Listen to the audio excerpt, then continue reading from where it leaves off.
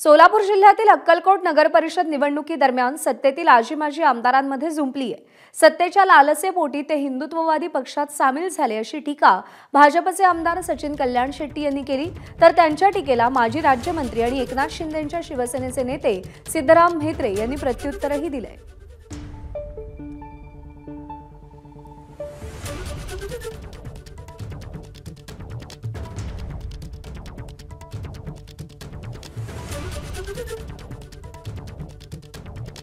आता मित्रपक्ष असलेला शिंदे गटातील नेते हे काय पूर्वापार शिंदे गटाचे नेते नाही आहेत। सत्ता बघून स्वतःच्या सोयीसाठी सरकार आल्यावर हे आलेले लोक आहेत।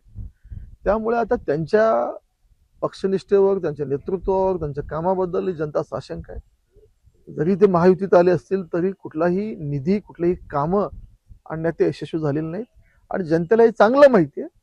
केवळ सत्तेच्या लालसेपोटी हे शिंदे गटात आलेले नेते आहेत। हे कधी जातील आणि काय करतील हा नियम नाही।